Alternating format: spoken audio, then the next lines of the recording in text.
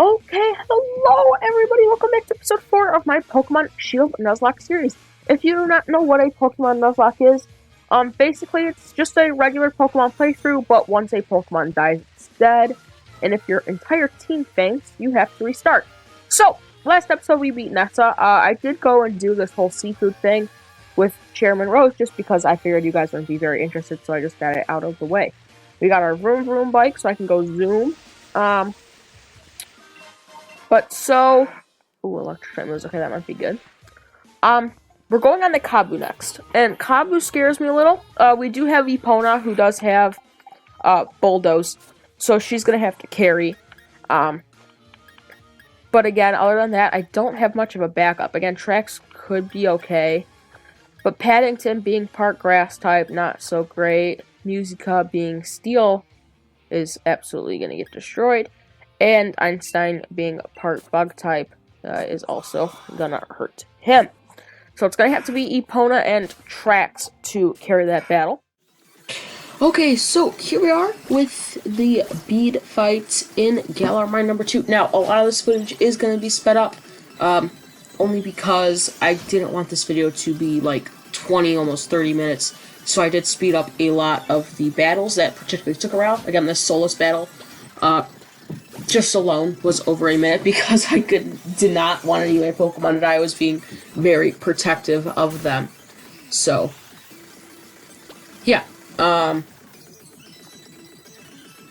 okay, so, Solus. It was hard at first. Trax, I don't know why I withdrew him. I guess he wasn't good. I technically could have left Paddington in the battle because he moves first. So I would have been able to kill Solus with him, but I send out Bitplug. Bitplug finishes him off. Now it's time to take on Gothita.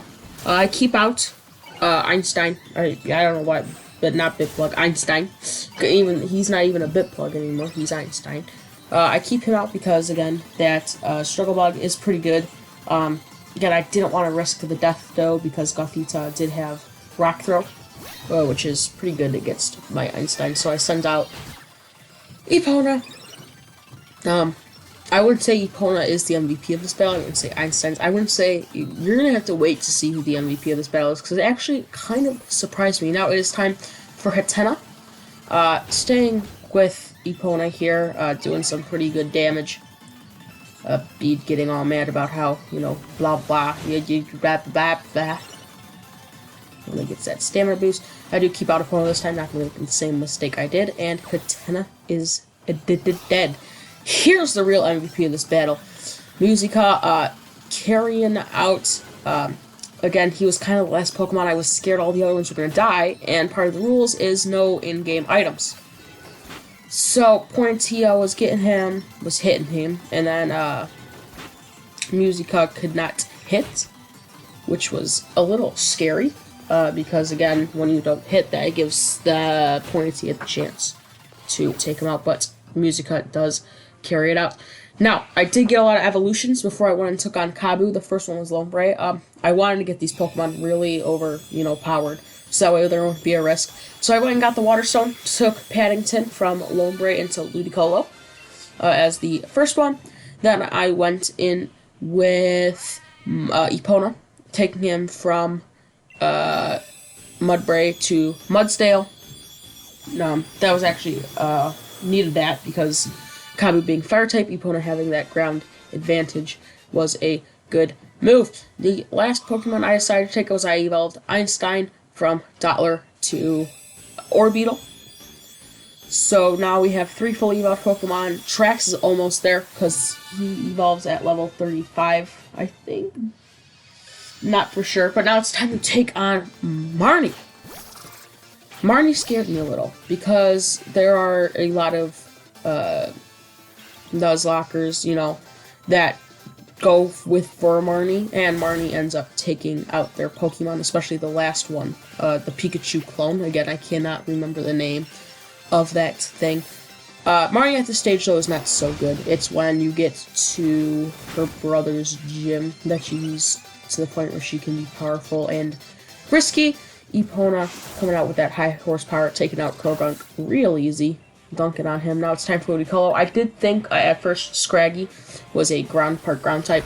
I was wrong. It's dark fighting, I believe. Yes, dark fighting. I thought that because in Black and White 2, which was my first Pokemon games, you can find them in the Sandstorm area. So I was like, oh yes, Sandstorm ground type. So yeah, that was a mistake. But Pennington still does really good. Bubble Beam being the way it is, taking him low. He did hit us with that low kick though, which was not deadly, but it did do some damage. Ludicolo being a thick boy, but he powers through because he's a champion. Now it's time for Pikachu clone Morpeko. That's the name, Morpeko. I can't remember it for the life of me sometimes. So here it comes. Marnie's saying she's gonna give it her all and how she's gonna crush us with her Pikachu clone. It does quite a bit of damage off the bat, but tracks with Flame Charge, knocks it to half, or yeah, Flame Charge knocks it down to half, killing it. But here we are at Motostoke, ready to take on Kabu. But Hop's here waiting for us. What do you want? Oh, he already got his fire badge. Wow, how dandy. Okay, now let me make sure I have potions, because even though technically not use in-battle items, I can technically use items in between the challenge and the gym battle.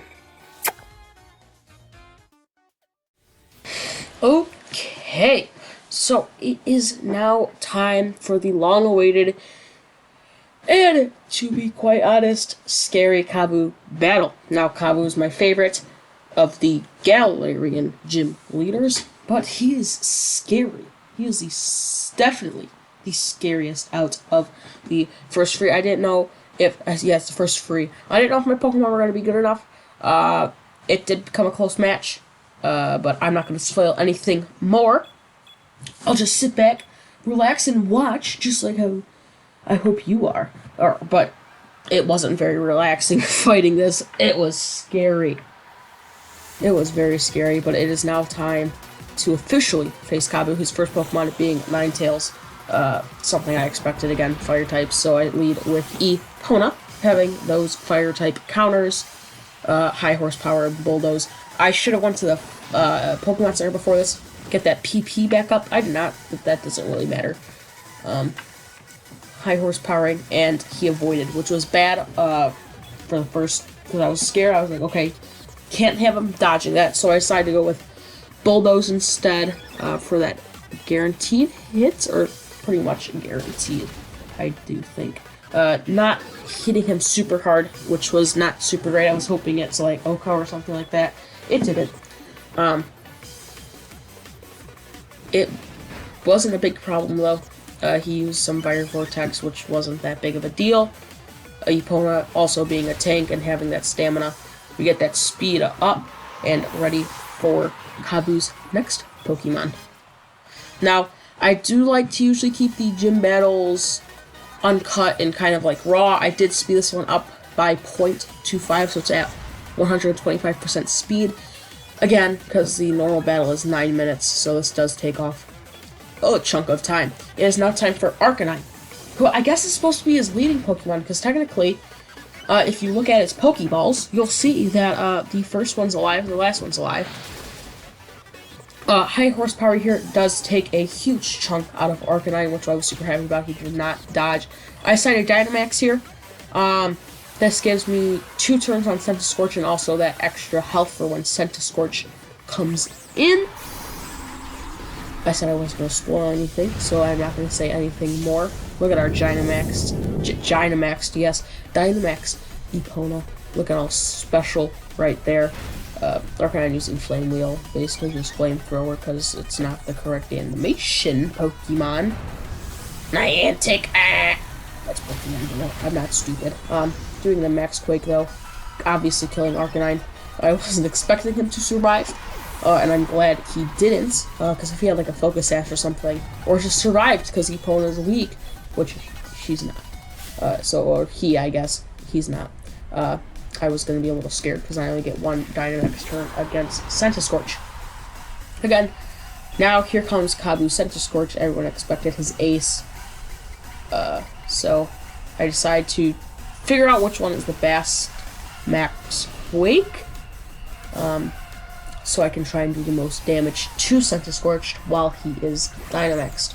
Kabu getting that fire in his eyes, that passion, as we see Dynamaxed Center Scorch. I'm pretty sure it's not G-Max Center Scorch, but I do not know for sure.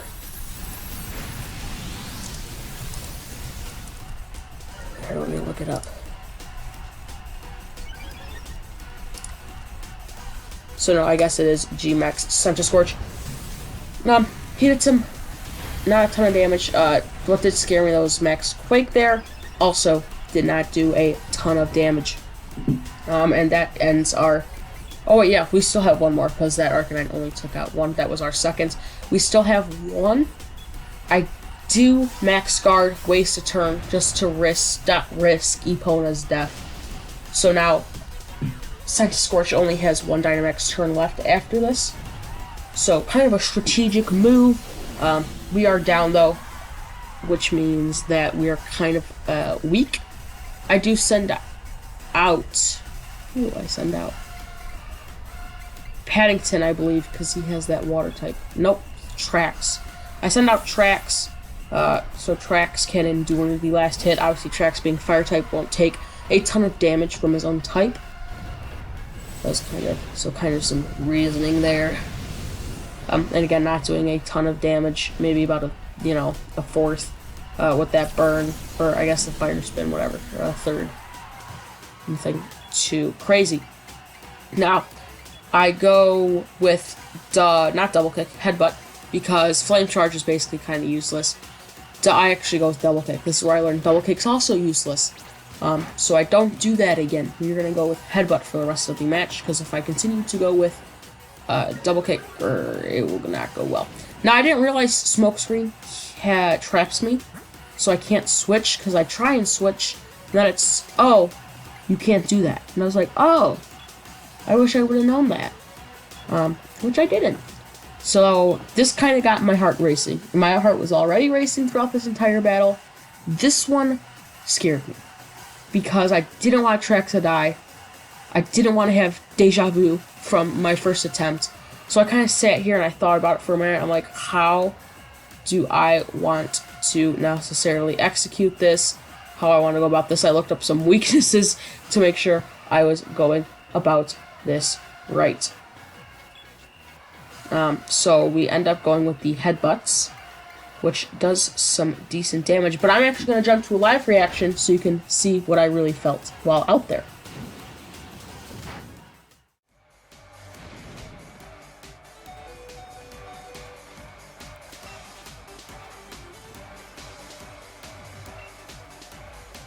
We might lose Trax here. Oh my gosh! Oh, I needed that! Oh my gosh, I needed that! Oh my gosh, thank you! Oh my gosh, yes! If it wouldn't have critted, Trax was dead.